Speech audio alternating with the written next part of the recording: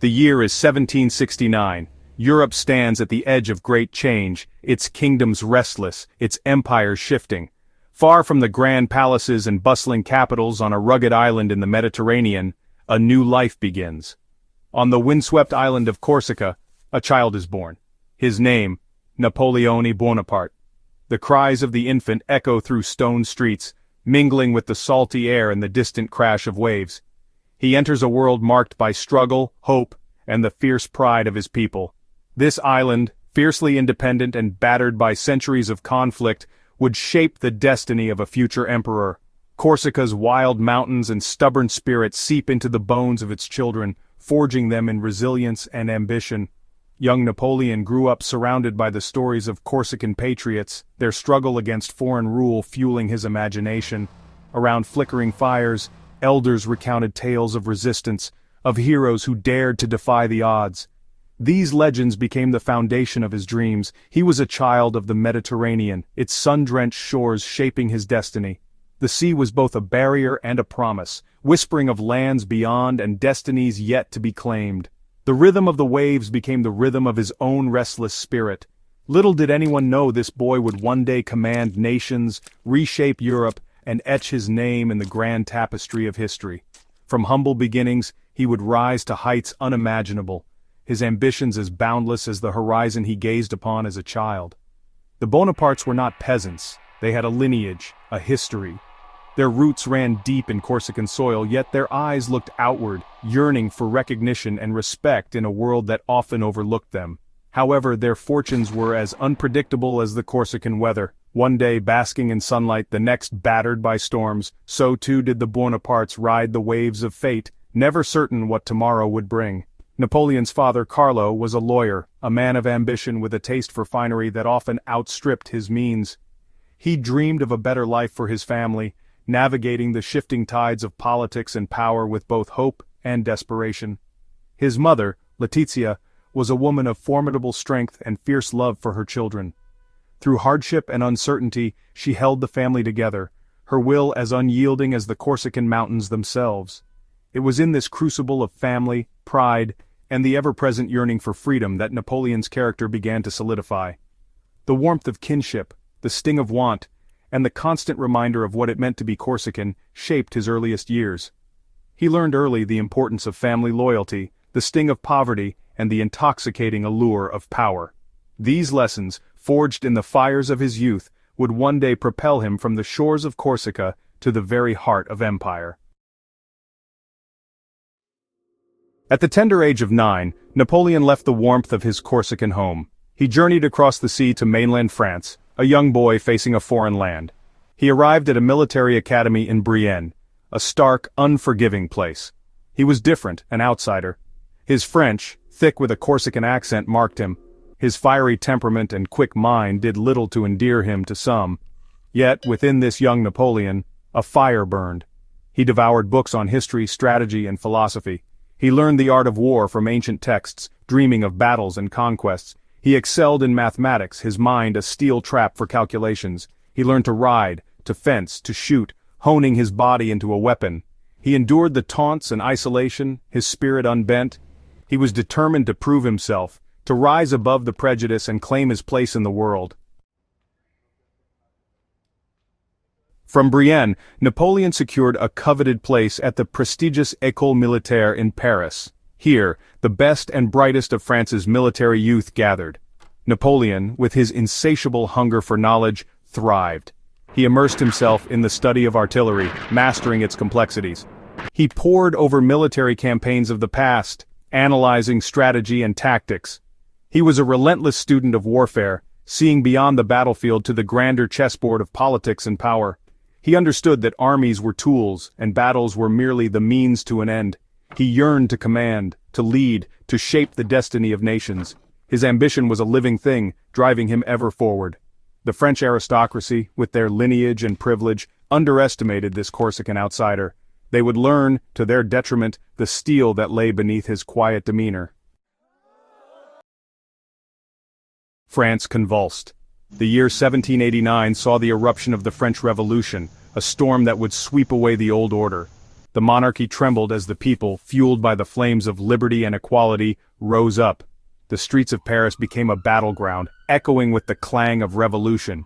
For Napoleon, an artillery officer languishing in the lower ranks, opportunity arose from the chaos. The revolution tore down old hierarchies, creating a vacuum that men of ambition and talent could exploit. Napoleon, with his sharp intellect and military training, was perfectly positioned to seize the moment. He saw the revolution not as an end, but as a beginning, a chance to reshape France and perhaps the entire world in his own image. The revolution had unleashed a torrent of change, and Napoleon Bonaparte was ready to ride the crest of that wave. Toulon, 1793. Royalist forces, backed by British might, held this strategic port city, a thorn in the side of the fledgling French Republic. The revolutionary government was desperate. Enter Napoleon Bonaparte, a young, largely unknown artillery officer. He saw an opportunity, a chance to prove his worth on the field of battle. With audacity and brilliance, Napoleon devised a plan. He positioned his artillery with surgical precision, raining fire upon the enemy.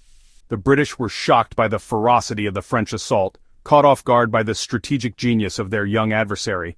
After weeks of fierce fighting, Toulon fell. Napoleon, the architect of victory, was a hero. His name, once obscure, was now on the lips of every soldier and politician in France. His star had begun its meteoric rise. 1796. The French Republic needed a decisive blow against its enemies. Austria, a powerful empire, threatened from the east. The Directory, the governing body of France, turned to Napoleon. They gave him command of the Army of Italy, a force demoralized, poorly equipped, and outmatched. What they didn't realize was that they had unleashed a force of nature. Napoleon, with his unshakable self-belief and revolutionary zeal, transformed this ragged band of soldiers into a formidable fighting force.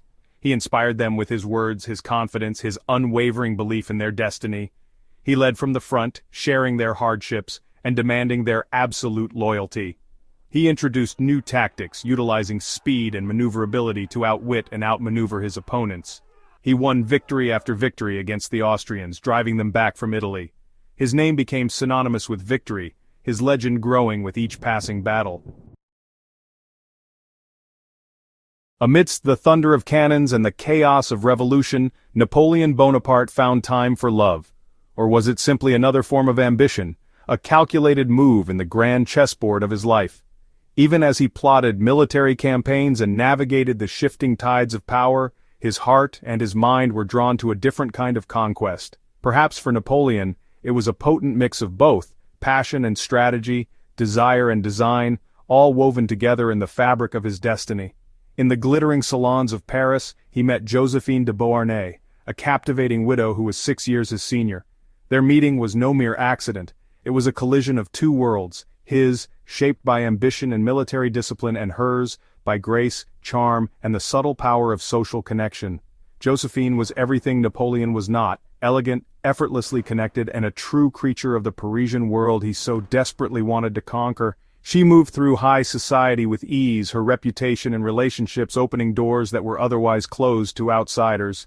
Their courtship was a whirlwind of stolen glances, passionate letters, and secret meetings. For Napoleon, Josephine was both muse and mystery, a woman who inspired him and yet remained just out of reach. He, the rising military star with dreams of glory, and she, the sophisticated socialite, made a striking couple, turning heads wherever they went, their presence impossible to ignore. They married in 1796, a union that raised eyebrows and sparked gossip throughout Parisian society. Many wondered if it was love, ambition, or a bit of both that brought them together. Josephine, with her extensive connections to the powerful and influential, provided Napoleon with access to the very corridors of influence he needed to advance his career and ambitions.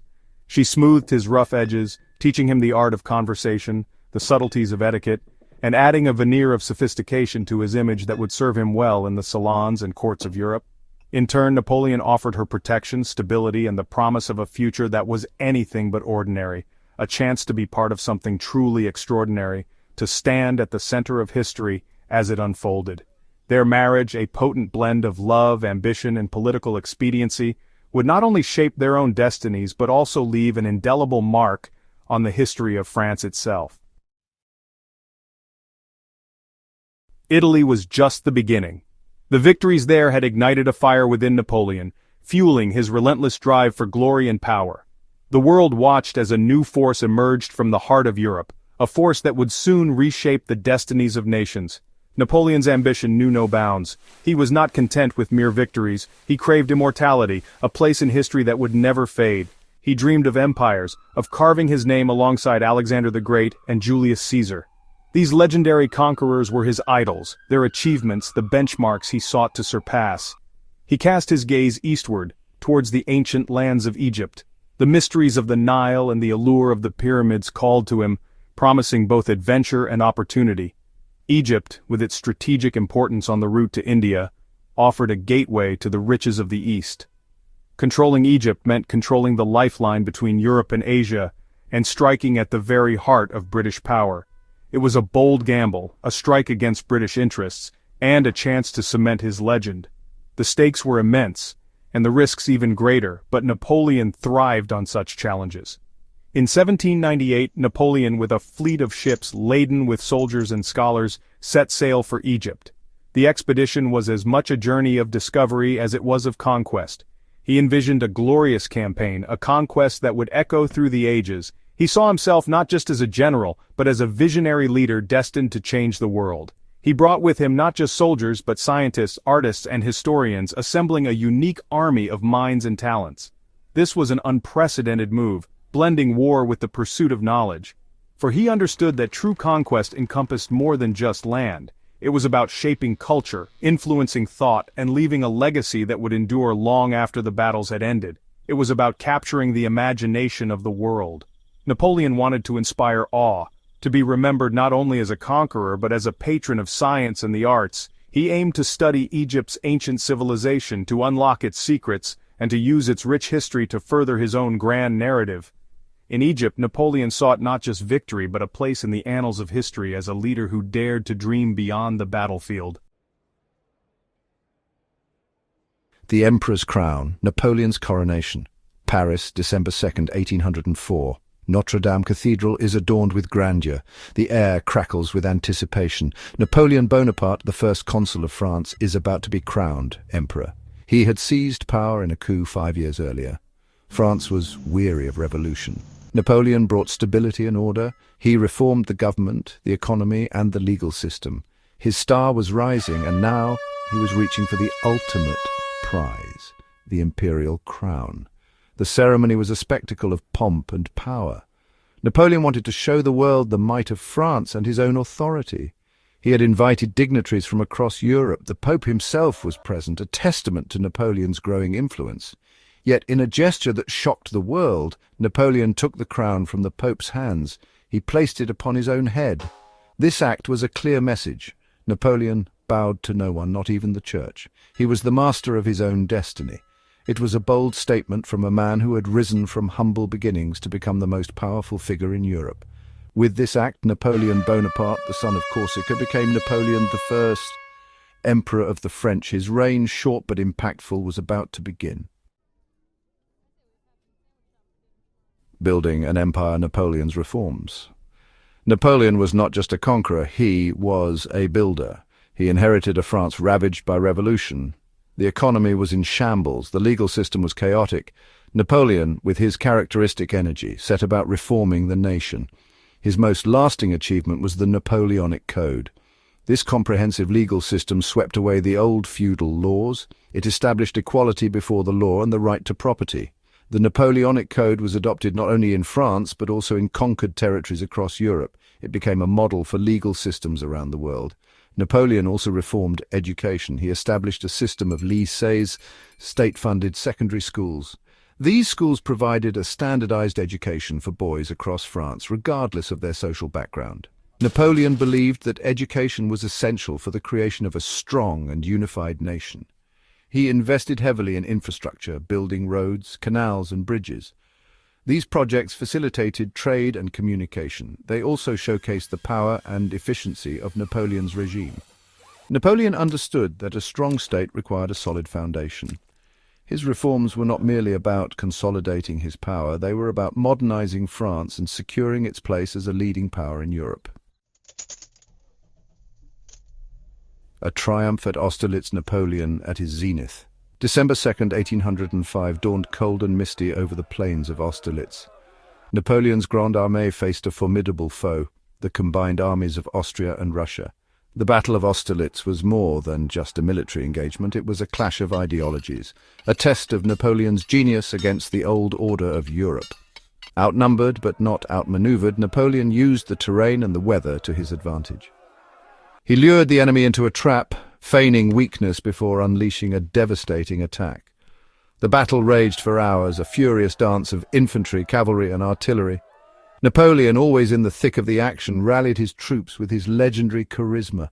The tide turned when the French captured the Pratzen Heights, a strategic plateau overlooking the battlefield. From this vantage point, French artillery rained fire upon the enemy. The Allied lines crumbled. The Battle of Austerlitz was a decisive victory for Napoleon, cementing his reputation as a military genius. The Short Emperor, debunking the myth. Napoleon Bonaparte is often depicted as a short man, driven by a Napoleon complex to conquer Europe. This image, however, is a myth perpetuated by British propaganda. Napoleon's height was recorded as 5 feet 2 inches in French units, which translates to about 5 feet 6 inches in modern measurements. This made him slightly above average height for a man of his era. The myth likely originated from the difference in French and British units of measurement. British cartoonists, eager to lampoon their nemesis, seized upon this discrepancy. They portrayed Napoleon as a diminutive figure, full of rage and ambition. The image stuck, becoming part of popular culture. Napoleon himself was aware of the rumours circulating about his height. He is said to have remarked, "You are short on history, sir," to an English visitor who commented on his stature. Despite the myth, Napoleon's impact on history cannot be overstated. Section 5. Disaster in the Snow. The Russian Campaign. In June 1812, Napoleon embarked on a campaign that would seal his fate, the invasion of Russia. Leading the Grande Armée, an immense force of over 600,000 men, Napoleon crossed the Niemen River into Russian territory. The invasion was prompted by Tsar Alexander I's refusal to adhere to the continental system, Napoleon's economic blockade against Britain. The Russian campaign was a logistical nightmare from the start. The vast distances, coupled with the scorched earth tactics employed by the Russians, took a heavy toll on the French army. As the Grande Armée advanced deeper into Russia, the weather turned against them. The Russian winter set in early and with a vengeance. Temperatures plummeted, and blizzards swept across the frozen plains. The French soldiers, ill-equipped for the harsh conditions, succumbed to frostbite, hunger and disease. The retreat from Moscow was a harrowing ordeal. The once mighty Grande Armée was reduced to a shadow of its former self, decimated by the cold hunger and relentless Russian attacks. Section 6. The First Fall. Exile to Elba. The disastrous Russian campaign marked a turning point in Napoleon's fortunes. Weakened and demoralized, the French army was no match for the resurgent forces of Austria, Prussia, Russia and Great Britain. In 1814, with Paris occupied by enemy troops, Napoleon abdicated in favor of his son. He was exiled to the island of Elba, a small Mediterranean island off the coast of Italy. Napoleon's exile to Elba was not the end of his story. He remained a potent symbol of French power and ambition.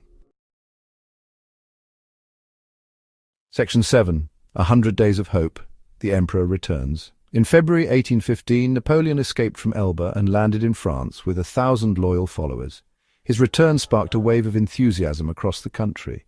People flocked to his banner, eager to restore him to power. Napoleon's journey from Cannes to Paris was a triumphal march. He entered Paris on March 20th, 1815, without a shot being fired. The Bourbons fled, and Napoleon was once again Emperor of the French. The period known as the 100 Days had begun. Napoleon knew that his return to power would not last long. The European powers were already mobilizing their armies to crush him once and for all. He attempted to negotiate with them, but they were determined to see him gone for good. Napoleon was left with no choice but to fight. He raised a new army and prepared for the inevitable confrontation. Section 8. Waterloo, the end of an era. On June 18, 1815, near the village of Waterloo in present-day Belgium, Napoleon faced the combined armies of Britain and Prussia. The Battle of Waterloo was a desperate gamble, a last-ditch effort to preserve his empire. For hours, the battle raged with unrelenting fury. French troops, inspired by their emperor, fought with unmatched bravery. However, the British, under the Duke of Wellington, held their ground with tenacity. The arrival of the Prussian army in the late afternoon tipped the balance in favor of the Allies. Outnumbered and outmaneuvered, the French army finally broke and fled the field. Waterloo was a crushing defeat for Napoleon. It marked the end of his reign and the end of his empire. 4 days after the battle, Napoleon abdicated for the second and final time. He surrendered to the British, hoping for exile in England. His request was denied. Section 9. Exile and Legacy, Napoleon's Final Years. Napoleon was exiled to the remote island of St. Helena in the South Atlantic. He spent the last 6 years of his life under British guard, a prisoner on a lonely rock in the middle of the ocean. Despite his isolation, Napoleon remained a figure of immense fascination. He dictated his memoirs, shaping the narrative of his life and reign. He died on May 5, 1821, at the age of 51. The cause of death was initially reported as stomach cancer. However, recent studies suggest that he may have been poisoned with arsenic. Napoleon's legacy is complex and contested. He was a brilliant military strategist, a ruthless dictator, and a charismatic leader who inspired both admiration and loathing. He left an indelible mark on Europe and the world, shaping the political landscape, legal systems, and national identities. Napoleon's rise and fall serve as a cautionary tale about the intoxicating allure of power and the perilous consequences of unchecked ambition. He was a man of contradictions, a revolutionary who became an emperor, a reformer who waged endless wars, a tyrant who championed the ideals of liberty, equality, and fraternity.